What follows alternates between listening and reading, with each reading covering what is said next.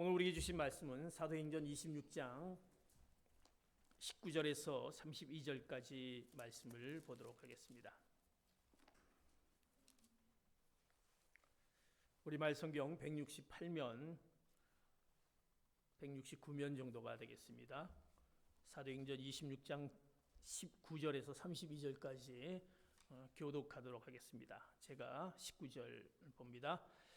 아그리빠 왕이여, 그래서 저는 하늘에서 보여주신 이 환상에 거역하지 않고 먼저 다메섹 사람들에게, 다음으로 예루살렘 사람들과 온 유대 사람들에게, 그리고 이방 사람들에게까지 그들이 회개하고 하나님께 돌아와 회개하고, 바로 이 때문에 유대 사람들이 이 성전에서 저를 붙잡아 죽이려고 했던 것입니다. 그러나 저는 바로 이날까지 하나님의 도움을 받아왔기에 여기 서서 높고 낮은 모든 사람들에게 증언하고 있는 것입니다. 저는 모세와 예언자들이 앞으로 일어나리라고 예언한 것 외에는 아무것도 말하지 않았습니다. 그것은 그리스도께서 고난을 당하셔서 죽은 사람들 가운데 가장 먼저 부활하심으로 이스라엘 백성과 이방 사람들에게 빛을 선포하시리라는 것입니다.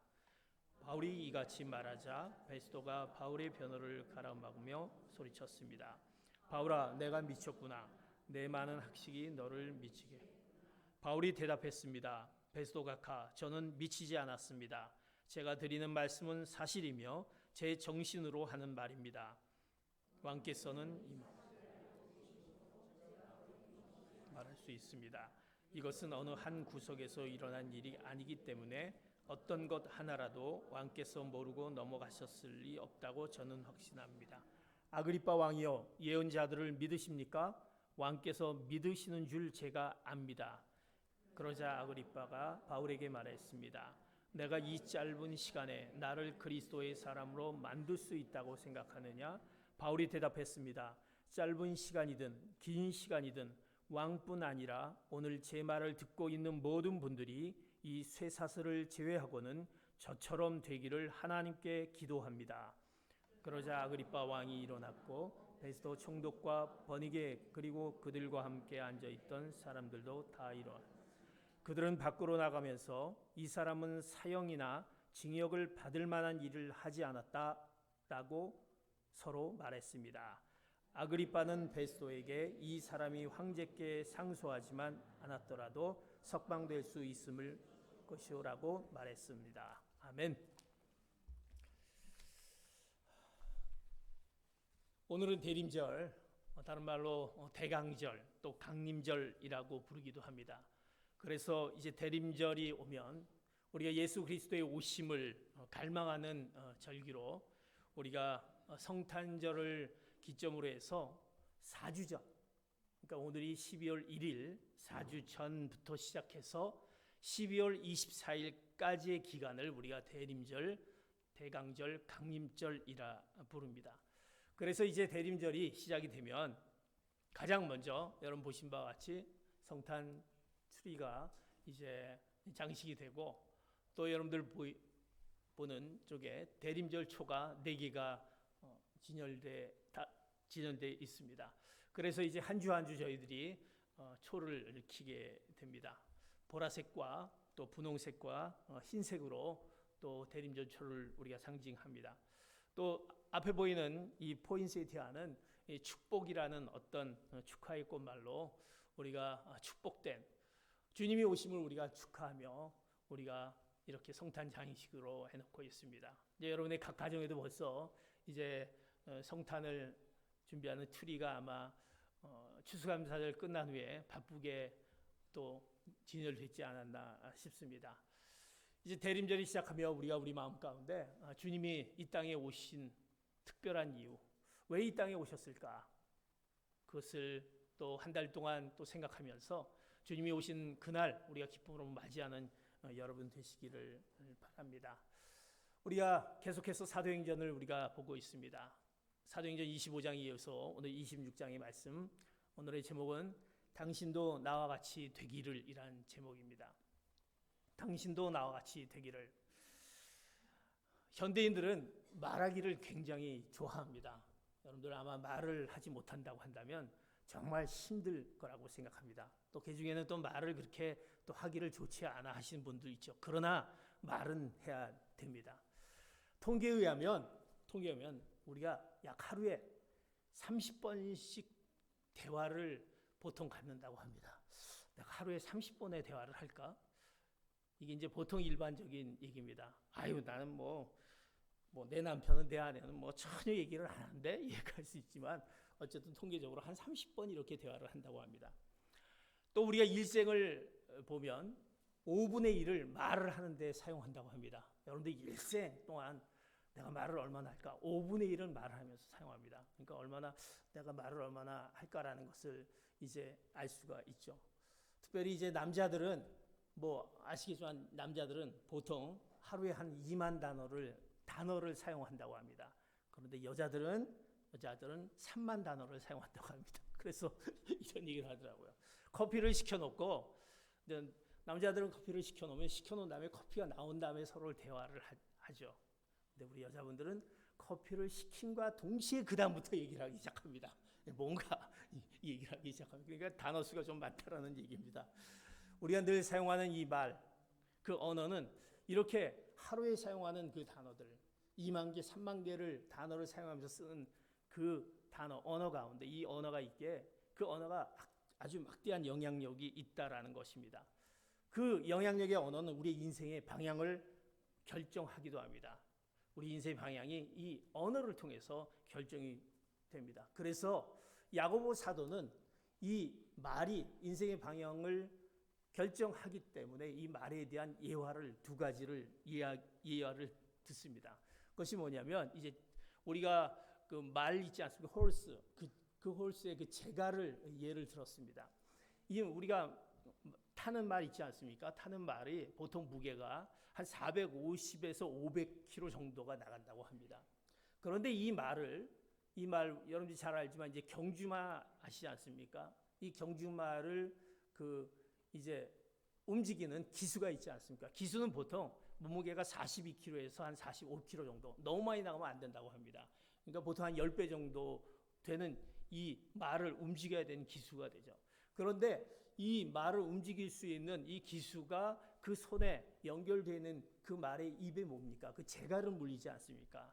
그 제갈, 그 쇠붙이를 통해서 그 방향을 움직이면서 그 거대한 말, 그 무게가 400kg, 500kg 정도 되는 그 말을 움직이게 한다는 것이죠. 그러니까 얼마나 굉장히 중요합니까?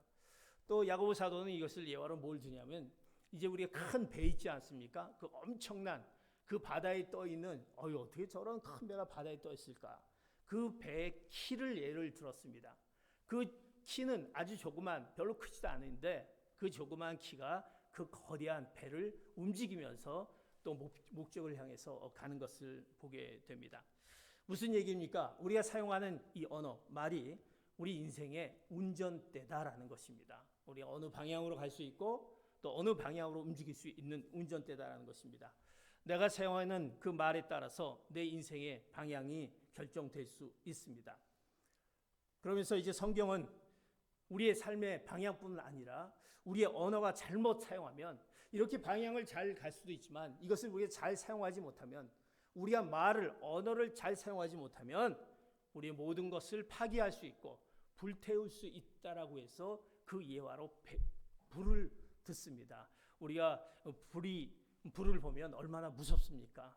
우리도 이제 그런 경험을 직접 경험해 보지만 그 산불을 통해서 그 어마어마한 그 산들 그렇게 수십 년 동안에 그렇게 자랐던 그 나무를 완전히 태워버리고 집들을 태워버리고 어려운 가운데 있는 것을 보지 않습니까?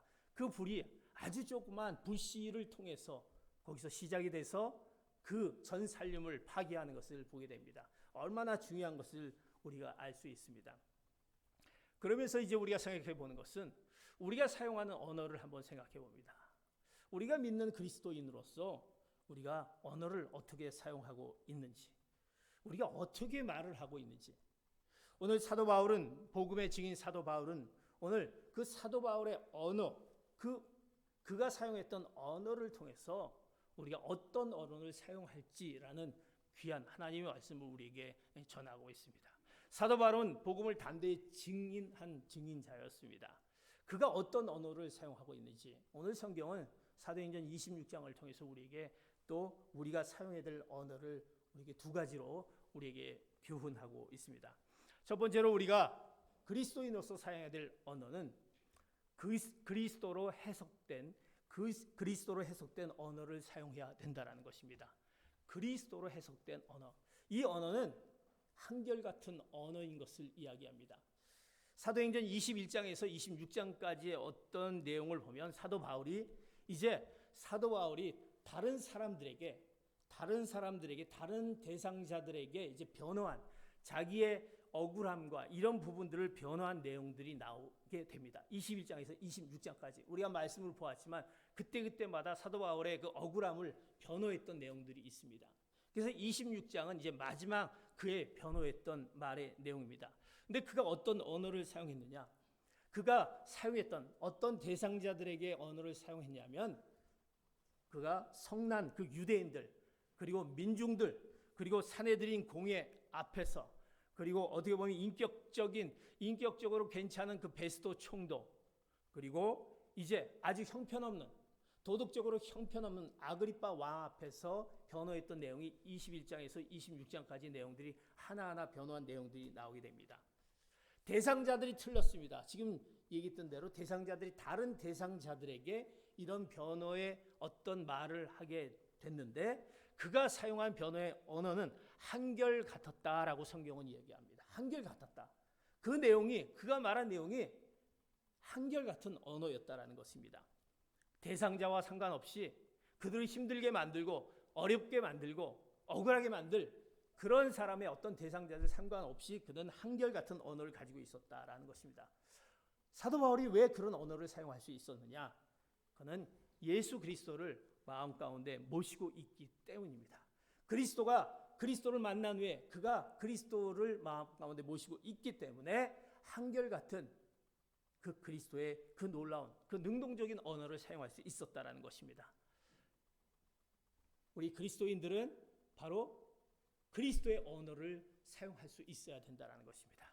그리스도로 해석된 언어인 것입니다. 그래서 야고보 사도는 그리스도인의 언어에 대해서 이렇게 얘기합니다. 야고보서 3장 10절에서 11절 같이 야고보서 3장 10절 11절 같이 봅니다. 시작. 찬양과 저주가 한 입에서 나오니 내 형제들이여 그래서는 안 됩니다. 샘이 어떻게 한 구멍에서 단물과 짠물을 낼 수 있습니까? 야고보 사도는 그리스도인의 언어는 어떤 언어가 되느냐? 오늘 그 당시 야고보 사도가 지금 얘기했던 이 구절을 보면 그 당시에 그들의 입에서 두 말이 나왔다는 것입니다. 어떤 말이 나왔습니까? 찬양과 저주. 입으로 찬양과 저주를 했다는 것입니다. 어떻게 샘물이 한 구멍에서 짠물과 단물과 쓴물을 낼 수 있는가? 어떻게 그리스도인인데 그리스도를 마음에 모시고 있는 그 자들인데 어떻게 그 언어에서 이런 언어들이 잘못 나오고 있느냐? 찬양과 저주가 나오냐라는 것입니다. 한결같지 않았다라는 것입니다. 그리스도를 우리 마음속에 모시는 자들의 언어는 한결같은 언어여야 된다는 것입니다. 찬양이 나와야 되고 그 가운데 샘물이 흘러나오는 언어가 나와야 된다는 사실입니다. 우리는 어떻습니까? 예배를 드리러 왔습니다. 우리가 주님을 알게 주님이 우리를 사랑하기에 예배를 드리러 왔습니다. 그래서 우리 입술로 주님을 찬양합니다. 찬양을 열심히 했습니다. 또 주님 앞에 기도를 올려드립니다. 우리가 성도 간에 그리스도인들이 같이 성도 간에 귀한 사랑의 언어를 나누면서 같이 나눔을 갖습니다. 교제를 갖습니다. 고백을 합니다.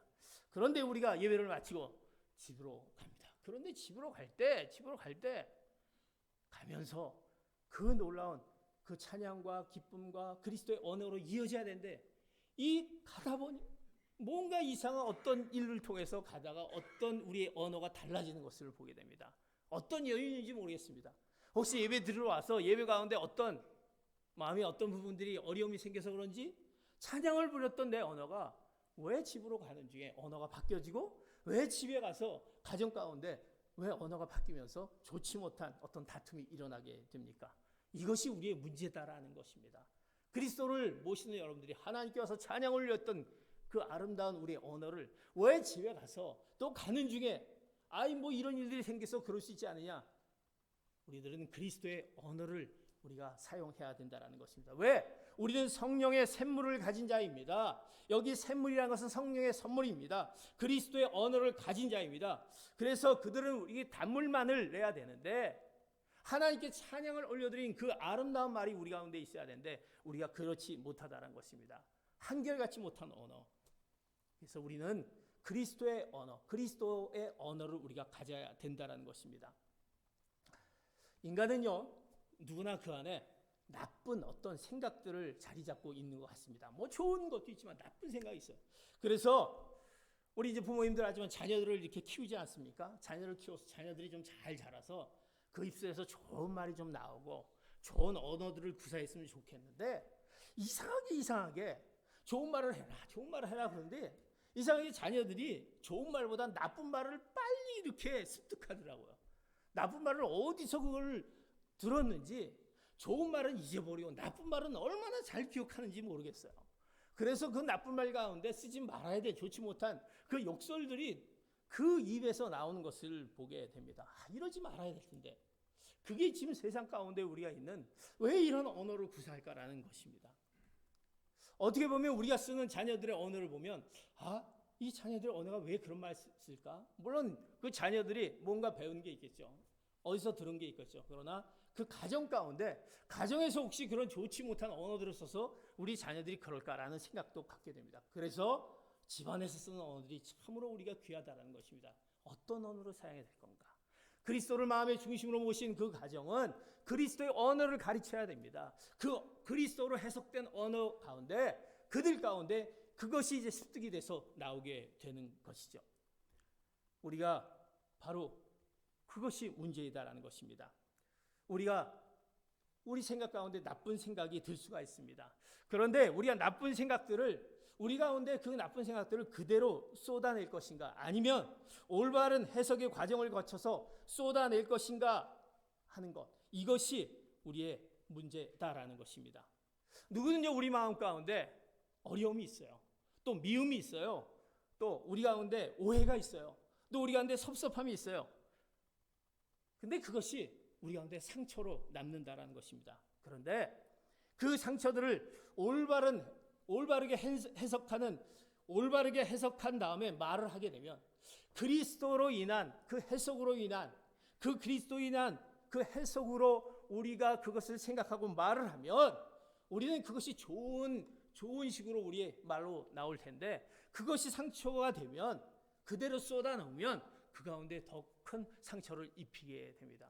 혹은 그러잖아요. 우리들이 얘기할 때 나는 그냥 진실만을 얘기한다. 난 솔직하게 얘기한다 하면서 내가 생각하는 내가 느끼고 있는 것을 그대로 쏟아놓게 되면 그것은 그다음 그것을 받는 사람에게 더 큰 상처가 된다는 것입니다. 그 언어가 나에게 이런 어떤 어려움과 힘듦과 오해되지 못함과 섭섭함이 있을 때 그것을 내가 그리스도인으로서 그것을 그리스도로 해석하는 것으로 이것이 어떤 나에게 뜻이 있을까라고 생각했을 때 우리는 그 언어가 이제 그렇지 못한 우리가 상처로 남는 언어가 우리 입술에서 나오지 않는다라는 사실입니다. 그러기에 우리는 우리의 언어가 그리스도로 해석한 언어를 우리 가운데 가져야 된다는 것입니다. 그리스도인의 언어는 상처로 인한 그 부정적인 생각들을 그대로 말하는 것이 아니라 예수님을 통해 해석된 다음에 그거로 해석한 다음에 말하는 사람들 그것이 바로 그리스도인의 언어다라고 정의할 수 있습니다. 사도 바울은 그러했다라는 것입니다. 사도 바울은 우리가 잘 알고 있는 대로 얼마나 그가 그 입술에서 나온 말이 억울한 말로 나올 수 있다는 사실입니다. 잘 알지 않습니까? 수많은 억울함이 있었습니다. 원망이 있었습니다. 왜 내가 감옥에 갇혀야 되며 나는 죄를 짓지도 않았는데 아무 죄도 정해지지 않았는데 내가 2년 동안 왜 감옥살을 해야만 되며 너무나 억울합니다. 나를 왜 이렇습니다라고 그가 얘기할 수 있었습니다. 그런데 그가 변호했던 그 언어 21장에서 26장까지는 그의 억울함을 호소한 적이 없었습니다. 나쁜 말로 사람을 정죄한 적이 없었습니다. 당신 잘못했어 라고 얘기한 적이 없었다라는 것입니다. 그 사도 바울의 언어인 것입니다. 어떻게 그렇게 그 입술에서 가능했을까? 그것은 사도 바울의 마음에 모든 것이 자기 안에 그리스도라는 필터를 통해서 해석한 다음에 그가 말을 했기 때문에 그 가운데 그의 입술에서 나오는 말이 바로 그리스도로 해석한 그런 아름다운 그의 언어였다라는 사실입니다. 그리스도로 통해 해석되지 않은 자들의 언어는 어떤 특징이 있습니까? 그리스도로 해석되지 않은 자들의 특징은 그의 언어 가운데 불평입니다. 불만입니다. 원망입니다. 비판입니다. 그런 언어들이 있다라는 것입니다. 성경은 그것을 증명하고 있지 않습니까? 이스라엘 백성들에게 하나님께서 얼마나 놀라운 은혜를 베풀었습니까? 그들을 노예에서 해방시켰습니다. 그리고 광야 생활에서 그들이 또 노예 생활에서 해방시켜서 또 홍해를 가르고 광야에서 만나를 주시고 그 놀라운 하나님의 그 은혜가 있었는데 그는 그 은혜를 잊어버렸습니다. 그리고 그들이 입에서 나오는 것이 원망이었습니다. 불평이었습니다. 왜 우리를 왜 이렇게 하는 그들의 불평 섞인 말이었다는 사실입니다. 왜? 그들은 예수님을 통해 그들의 과거를 해석해 본 적이 없었기 때문에, 과거에 하나님이 나에게 베푸는 것들을 생각하지 못했기 때문에 그들의 입술에서 나오는 것은 그런 언어였다는 사실입니다. 예수님을 통해서 내 현재를 해석해 본 적이 없었기 때문에, 예수님을 통해서 내 미래를 생각해 본 적이 없었기 때문에 지금 우리 입술에서는 그런 원망과 불평과 그런 모습 가운데 있는 언어로 표출된다는 사실입니다. 이스라엘 백성의 모습, 불평과 불만의 언어였습니다. 우리가 그리스도로 해석되지 못했을 때 우리 언어들은 그런 언어가 나타날 수밖에 없습니다. 왜 나는 지금 왜 내 뜻대로 되는 것이 아니야? 왜 내 마음대로 되는 것이 아니야? 또 우리는 왜 우리 가정에 이런 문제가 있어야 돼? 자녀의 문제가 왜 이런 문제가 있어야 돼? 나의 왜 일터가 이런 어려움이 있어야 돼? 내 직장에, 내 사업에 왜 어려움이 있어야 돼? 이런 우리의 부정과 불평과 불만이 우리 가운데 원망이 있다라는 것입니다. 예수님을 믿는 것이 무엇입니까? 예수님을 통해서 과거를 해석하고 현재를 해석하면 우리 가운데 원망이 사라지게 됩니다. 아하, 바로 그거였구나. 왜 나에게 이런 경우가 생겼을까라고 했을 때, 하나님이 그래서, 하나님이 이런 뜻이 있었구나. 하나님이 이런 나를 향한 어떤 특별한 뜻이 있구나. 예수 그리스도를 통한 해석을 한다면 우리는 우리 입술에서 하나님, 되려 우리 가운데 하나님 감사합니다. 하나님 그것 가운데 나에게 깨달음을 허락해 주심을 감사합니다. 감사와 찬양이 넘치게 될 줄 믿습니다. 사랑하는 성도 여러분, 여러분의 언어는 어떻습니까? 그리스도로 인한 해석된 언어를 우리 가운데 그 한결같은 그 아름다운 언어를 지금 구사하고 있는지요? 사도 바울의 언어는, 그의 언어는 이렇게 성경의 그 그리스도로 인한 해석의 언어를 이렇게 설명하고 있습니다. 사도행전 26장 9절에서 12절 말씀 같이 보도록 하겠습니다. 시작. 저도 한때는 나사렛 예수의 이름을 반대하기 위해서라면 무엇이든 다해야 한다고 확신했던 사람입니다. 제가 예루살렘에서 했던 일이 바로 그런 일입니다. 대제사장들의 고난을 받아 많은 성도들을 감옥에 가두었고 그들이 죽음을 당할 때 찬송했습니다. 여러 회당들을 다니며 그들을 여러 번 처벌했으며 강제로 그들에게 모독하는 말을 하도록 했습니다. 그들에게 격분한 나머지 다른 나라 도시까지도 찾아가 핍박했습니다. 그런 일로 다니던 가운데 나는 대제사장들의 권한과 위임을 받아 다메섹으로 가고 있었습니다. 사도 바울은 그가 그리스도로 해석된 언어였기 때문에 저도 한때는 그러면서 자기의 과거를 얘기하는 것을 보게 됩니다. 원망이 없어졌습니다. 자랑이 없어졌습니다. 예수님을 만나기 전에 나는 잘난 줄 알았습니다. 제일인 줄 알았습니다. 공부도 많이 했던 사도 바울, 똑똑했던 사도 바울, 그런 줄 알았습니다. 그랬는데 예수님을 만나고 나니까 내 과거를 보니까 이 모든 해가고 있는 것이 내 탓이었습니다. 내 잘못이었습니다. 그랬던 사도 바울의 언어입니다. 오늘 12절까지 보았지만 13절에서 18절까지 보면 이제 만난 후에 현재 사도 바울의 얘기를 어떻게 얘기하냐면, 내가 예수님을 만난 후에 그 예수 그리스도인에서 만난 후에 해석해 보니까 내가 얼마나 이렇게 어리석은 삶을 살았는지 모르겠다. 내가 그 전의 삶이 얼마나 어리석었는지, 예수님을 알지 못했던 삶이 얼마나 어리석었는지 그것을 고백했던 13절부터 18절까지 그 내용을 얘기하는 것을 보게 됩니다. 그리고 19절에서 27절까지는 예수님을 통해서 해석되는 사도 바울의 언어가 이어집니다. 과거와 현재의 미래를 향한 그의 언어의 해석을 사도 바울이 이렇게 말하고 있다는 것입니다. 여러분들은 어떻게 과거를 해석하고 있습니까? 지금 현재를 해석하고 있습니까? 하나님께서 우리가 그리스도를 통해서 해석한다고 한다면 그것이 하나님이 그 가운데 특별한 하나님의 어떤 뜻이 있다는 것을 보게 됩니다. 사랑하는 성도 여러분, 그리스도로 해석한 이 언어가 우리 교회와 우리 성도 간에 또 여러분의 가정과 또 여러분의 모든 일터 가운데 하나님의 그 놀라운 은혜와 그 사랑과 평화와 그 기쁨이 넘칠 줄 믿습니다. 그리고 우리의 언어가 그리스도로 해석한 언어로 우리가 가져야 된다는 것입니다. 이런 부분들은 그리스도를 통해서 이것을 내가 해석했을 때 어떨까라는 했을 때 우리 입술에서 나오는 입술에서 나온 언어는 입술에서 나온 말은 내 마음에 있는 것이거든요. 그렇기 때문에 이제 우리의 입술에서 나오는 그 언어가 어떤 언어로 우리가 해야 되는지 오늘 우리에게 사도 바울을 통해서 우리에게 말씀하고 있습니다. 두 번째로 우리의 언어는 어떤 언어를 사용해야 되는지, 두 번째로 복음적인 언어를 사용해야 할 것입니다. 우리의 언어가 이제 그리스도를 통한 언어, 한결같은, 어떻게 보면 정말 하나님이 기뻐하시는 그 언어를 써야 되고, 이제 우리 언어는 복음적인 그런 언어를 사용해야 된다는 것입니다. 사도 바울이요 그리스도로 해석한 언어를 통해서 자신의 과거와 현재와 미래를 다 이야기하였습니다. 오늘 사도행전 26장의 내용이 그 이야기입니다. 그리고 이제 부활까지도 이야기했습니다. 주님의 그 부활에 대한 얘기를 하고 나서 이제 누구에게? 로마 총독 베스도에게 이제 얘기합니다. 베스도에게 얘기했더니 그 총독 베스도의 반응, 그 얘기를 다 한 다음에 그 총독의 반응이 이렇습니다. 사도행전 26장 24절 베스도 총독의 반응입니다. 자, 같이 봅니다. 시작. 바울이 이같이 말하자 베스도가 바울의 변호를 가로막으며 소리쳤습니다. 바울아, 내가 미쳤구나. 내게 많은 작식이 너를 미치게 했구나. 그리스도를 해석한 그의 아름다운 언어를 다 쏟아내고 부활의 얘기까지 한 다음에 그것을 얘기한 다음에 얘기했더니 베스도 총독이 뭐라고 하냐? 너 미쳤구나 라고 얘기합니다. 네 똑똑했던 학식이 너를 미치게 했구나 라고 얘기합니다. 그를 미친 사람으로 소개합니다. 너 사도 바울 미친 거 아니냐? 우리가 그리스도의 언어를 썼을 때, 아름다운 언어를 썼을 때 미쳤구나라고 우리를 힘들게 만들 수 있다는 것입니다. 베스도 총독이 그렇게 얘기합니다. 자, 그렇게 얘기했을 때 사도 바울은 이제 눈을 돌려서 누구에게? 아그리빠 왕에게 이야기를 합니다. 27절 같이 봅니다. 시작. 아그리빠 왕이여, 예언자들을 믿으십니까? 이제 베스도 총독이 그렇게 얘기하니까 이제 왕께 얘기를 합니다.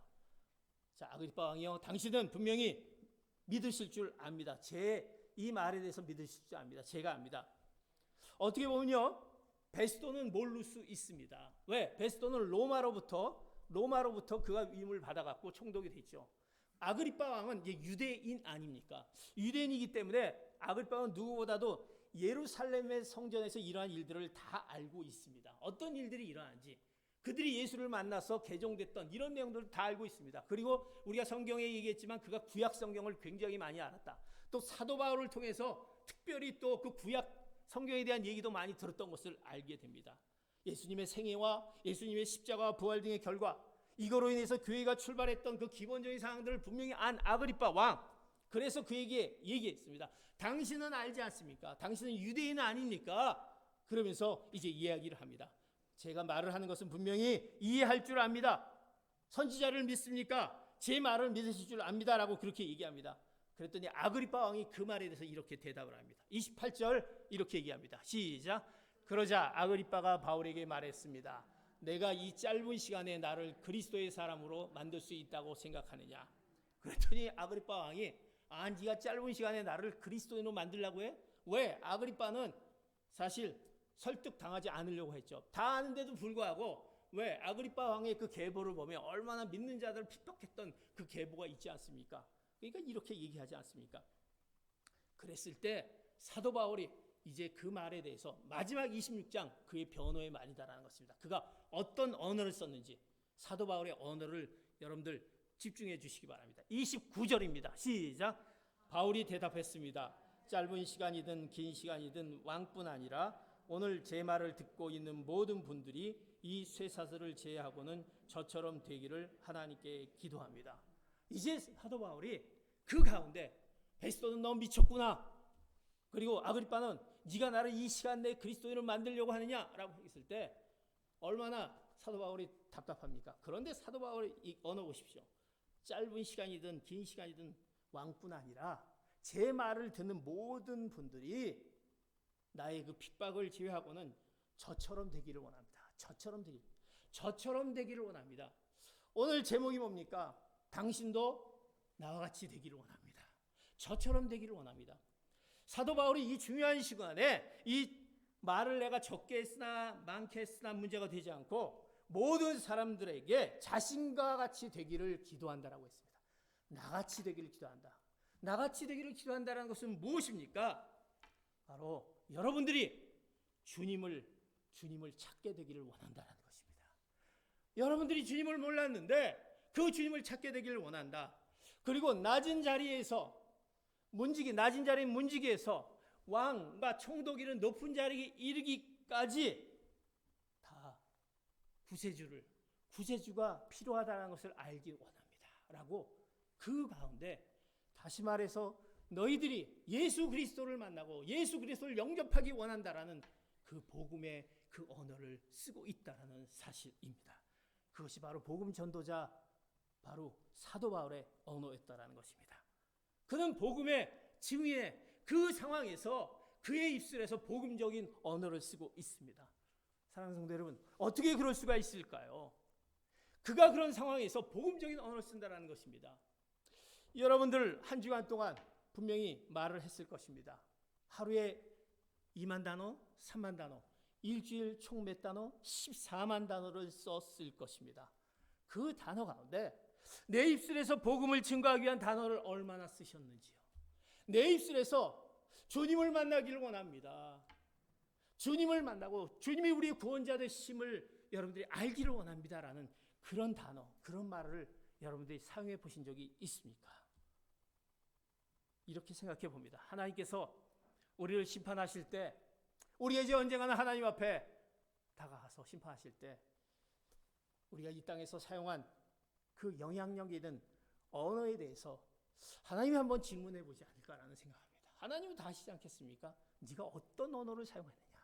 너희 입술에서 어떤 예수를 믿는다고 하면서 예수님을 마음 가운데 모인다고 하면서 네 입술에서 어떤 네 생각에서 어떤 언어를 구사했는지 이 부분에 대해서 말씀하실까 하지 않을까 싶습니다. 훗날 우리가 일생 동안 우리가 사용했던 언어 그것을 우리가 한번 다 진열해 놓을 수 있다고 한다면 내가 그 가운데 내가 떳떳하게 주님 앞에 제가 이런 언어를 사용했습니다. 이런 언어를 가지고 내가 이 세상에서 이런 삶을 살았습니다라고 얘기할 수 있겠습니까? 우리는 어떤 언어를 사용하십니까? 우리의 사용하는 언어는 너무나도 중요하다라는 것입니다. 한 사람이 이 생을 살릴 수 있고 죽일 수도 있습니다. 주님께서 마지막 우리에게 명령하신 그 언어가 무엇입니까? 남기신 말씀이 무엇입니까? 다름 아닌 바로 증인자의 삶, 복음을 증거하라라는 그 말씀을 우리에게 남기셨습니다. 너희들이 복음을 증거하라. 너희 입술에서 복음을 증거하라고 말씀하고 있습니다. 우리가 복음을 증거하는 것, 물론 우리가 삶으로 증거해야 되겠죠. 삶으로 우리가 전도해야 되겠죠. 그것을 우리가 많이 강조합니다. 그러나 삶으로 전도하지만 이 입으로 전도하는 것을 폐할 수 없죠. 왜? 내가 삶으로 보이지만 내 입술에서 나오는 것이 복음이기 때문입니다. 말로 우리가 복음을 전해야 되지 않습니까? 사도 바울은 이제 그가 예수 그리스도를 만난 후에 그의 입술에서 이런 복음을 전하는 언어들을 사용했다라는 것입니다. 그리스도로 해석된 자기의 과거들을 되돌아보면서 원망하고 그가 불평하고 그가 오해하고 그랬던 것이 아니라 그것을 다 그리스도로 해석하기에 그 언어가 바뀌어지면서 그 입술의 마지막에 복음을 전하는 언어로 사용했던 그 언어, 우리도 그 언어를 사용해야 되지 않을까 싶습니다. 내가 사용하는 언어가 어떤 언어인지. 그래서 우리가 옆 사람을 보면서 당신도 나와 같이 되기를 원합니다. 나와 같은 언어를 쓰기를 원합니다. 라고 할 수 있는 복음적인 언어가 여러분들에게 있어야 되지 않겠습니까? 다윗은 이것을 너무나도 잘 알기 때문에 이것을 깨닫고 주님 앞에 이런 기도를 하였습니다. 시편 19편 14절 같이 봅니다. 시작. 오 여호와여 내 반석이여 나를 구원하신 주여 내 입의 말과 내 마음의 묵상이 주께서 받으실 만한 것이 되기를 원합니다. 내 입술과 내 묵상이 주님께서 받으실 만한 것이 되기를 원합니다. 사랑하는 성도 여러분, 이제 우리가 이런 내 언어가 주님께서 받으실 만한 언어가 되기를 기도합니다. 내 언어가 나를 통해서 그 복음적인 언어가 나기를 원합니다. 그저 내 입에서 그저 힘든 말들, 어려운 말들, 비판하고 불평하고 짜증내고 이런 언어가 아니라 그를 살릴 수 있는 좋은 언어들, 그리고 무엇보다도 내가 만난 주님이 어떤 주님인지 그 주님에 대해서 전할 수 있는 그 복음적인 언어를 여러분이 갖고 있다면 주님께서 얼마나 우리를 기뻐하시고, 이제 12월 24일, 12월 25일 주님을 우리가 기다리면서 이 대림절 첫 주일 우리의 언어를 다시 한번 뒤돌아보며 우리가 이제 주님의 그 언어를 우리 입술에서 가질 수 있도록, 내 마음 가운데 주님의 그 마음, 주님을 모시는 마음 가운데 그것이 입술의 언어로 나올 수 있도록 주님 앞에 간구하면서 이제 우리가 복음의 그 지인자의 삶을 살아가는 귀한 성도 여러분 되시기를 축복합니다. 사랑하는 성도 여러분, 이제 우리 옆 사람에게 이렇게 같이 한번 인사했으면 좋겠습니다. 옆 사람을 보시면서 인사하시기 바랍니다. 당신도 나와 같이 되기를. 그렇게 한번 인사하기로 합니다. 당신도 나와 같이.